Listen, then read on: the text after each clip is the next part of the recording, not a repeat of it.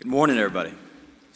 Again, my name is Jason Funes. I'm a special assistant in the Office of Secretary, working in the Office of Intergovernmental and External Affairs. It's a pleasure and privilege to be here in front of everybody here today. I have a few messages I want to convey to you all on behalf of the administration and Secretary Zinke. First off, it sounds a little redundant, but these are the type of things that I think are strikingly important that we just remember when we're talking about oil, gas, and coal here in the United States.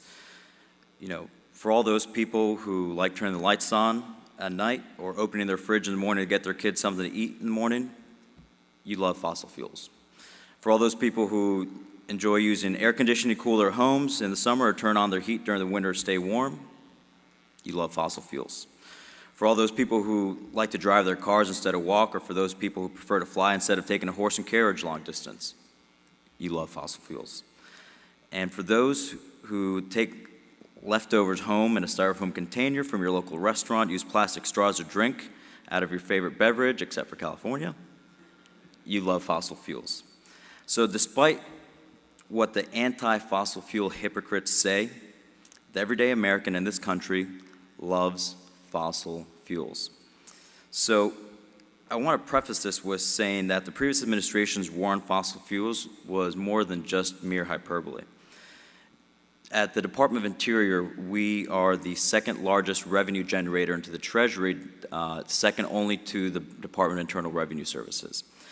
In 2008, the Department of Interior offered royalties on fossil fuels, onshore and offshore energy production, and hard rock minerals, collected $24 billion into the U.S. Treasury in 2008. The last year, the previous administration, that number reduced down to $5.9 billion. A significant reduction. And as Fred mentioned, the shale revolution and hydraulic fracturing and horizontal drilling, it couldn't really stop the federal government from increasing its revenues and production here in the country. But let me give you a dollars and cents description of how we increased revenues at the Interior, and slowly, as a stranglehold of the previous administration's regulations and the burdensome business practices that the federal government was involved with the private sector, just kind of took a stranglehold down on everything. So in 2010, it was about $9 billion. It increased all the way up to $13 billion in 2013, until the federal government realized we need to regulate the heck out of them because we're anti-fossil fuels. The war on fossil fuels was a reality, and then again, it came down all the way to, again, $5.5 billion in 2016. Let me paint a picture in offshore royalties. So in 2012, we're generating an income of about $8 billion off of offshore royalties alone. In 2016, that reduced down to $2.8 billion. Again, a burdensome regulatory agenda that the previous administration imposed on the private sector hindered the energy production here in America, and it ultimately affected everybody. The last administration's 5-year plan on the Outer Continental Shelf deemed 94% of the OCS off limits. And there was a moratorium placed on coal leases on federal lands in the last twilight hours of the previous administration. As a first-generation American, my family's from Central America. I always like to point out what the other foreign nations are doing, especially across Latin America. So the poster child of today's socialist governments, Venezuela, for example, they were producing about 3 million barrels per day during their peak production time. And they're struggling to keep about 1 million barrels per day at this current pace right now. So we obviously see what the socialist regime has done in that nation. And then we kind of scratch our heads thinking, what are these people talking about these days? So that's just an example. And also for a lot of people that did not know, in 2014 and previous years, Cuba was exploring their offshore energy development and actually drilled a few wells that came up dry. So think about, if we don't do it, other nations across the world will do it, including our neighbors in the Gulf of Mexico and the Caribbean. So with that, I do want to tell you some good news about all this. Donald Trump is president of the United States, right?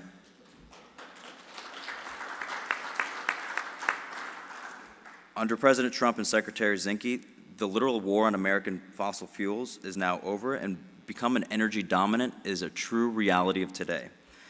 Under the administration, the economy is surging thanks to the regulatory agenda and the passage of tax reform.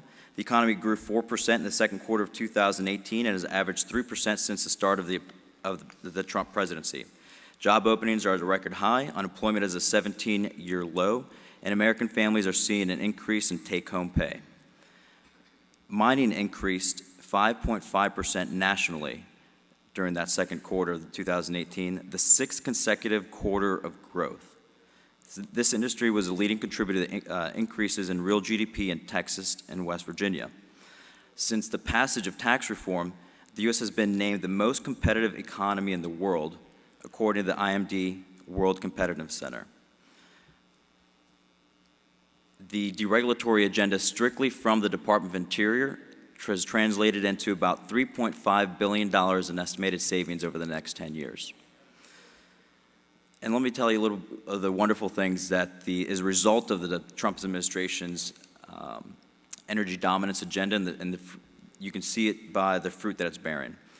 So, case in point, oil production under President Trump has increased 2 million barrels per day since the beginning of his administration. We are now at about 10.7, and I want to say with confidence, in the last few weeks, we've actually hit 11 million barrels per day in oil production here in the United States of America. We're teetering a little bit below that now, but we have hit that peak, and the peak is only getting higher. The U.S. is now exporting 4 times as much oil as it exported in a decade ago.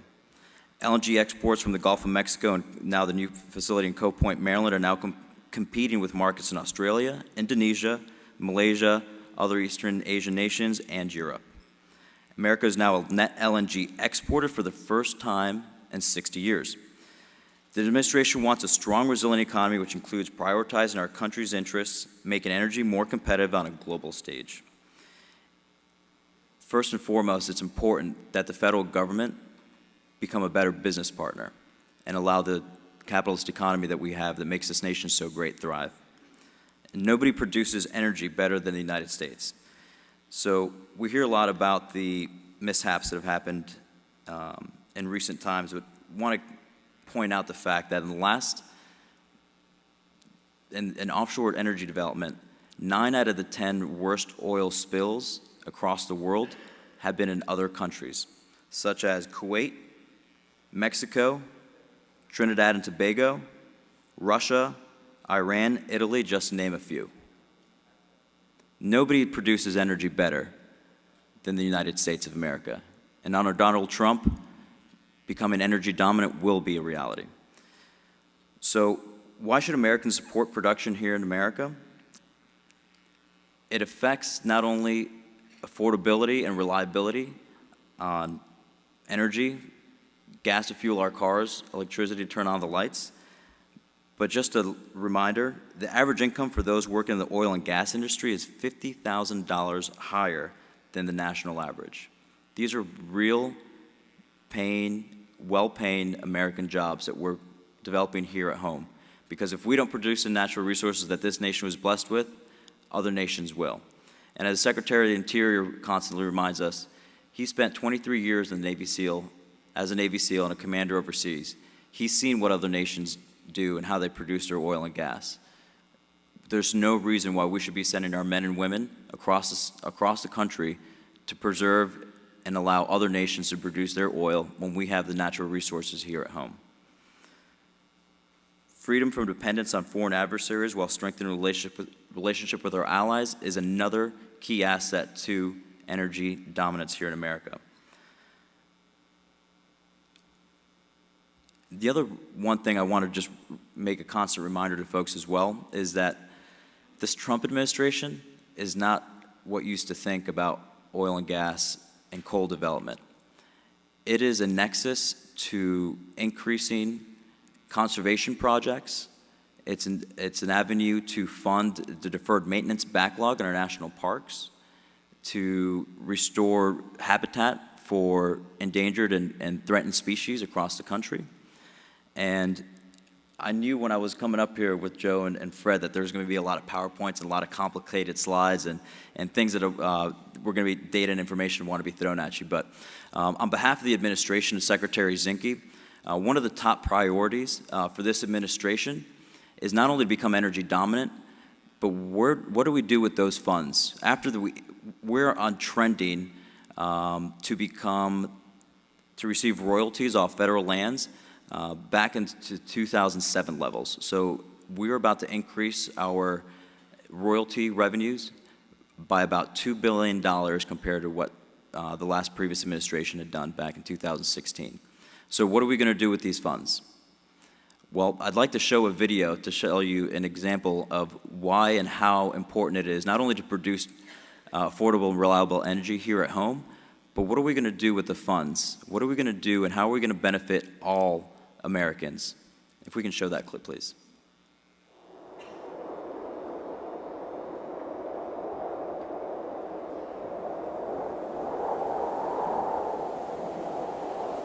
I remember a lifetime ago when we started this journey.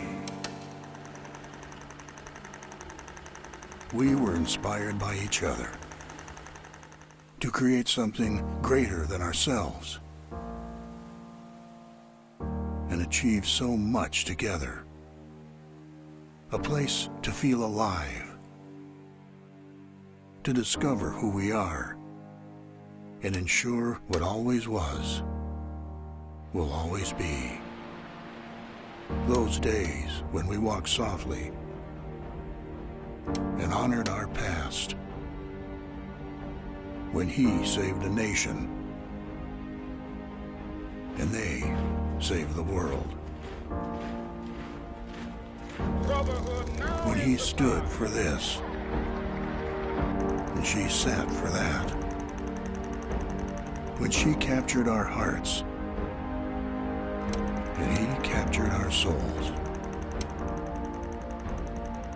When we were divided.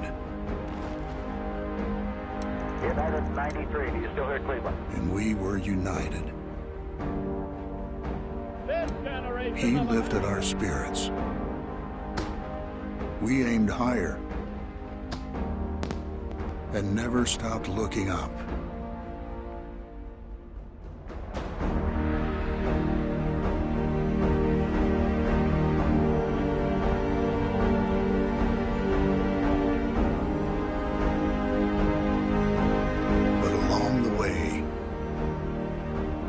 My roads grew old.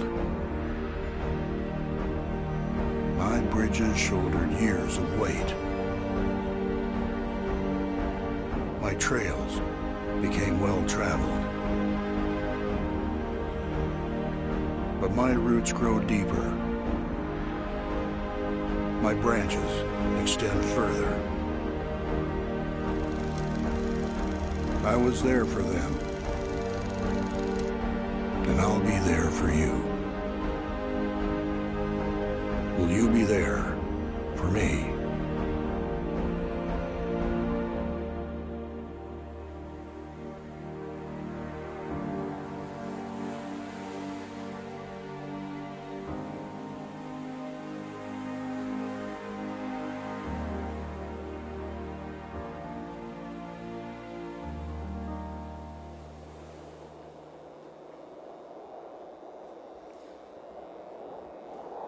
So the reason for me showing that is there's a $12.6 billion deferred maintenance backlog in the national parks, and how the heck are we going to pay for that?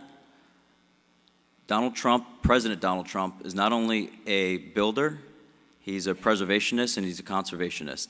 And through oil and gas production here in the United States of America, we're going to get back to building the bridges, the roads, the facilities at our national parks that all Americans are going to be able to enjoy. So this Trump administration is not your daddy's oil and gas production of old times. This is a new age, a new era of American energy dominance going to benefit Americans of all kinds, all shapes, all colors, so that we can not only have affordable and reliable energy here at home, so that we can actually enjoy the great outdoors and the national treasures we have in our national parks. Thank you.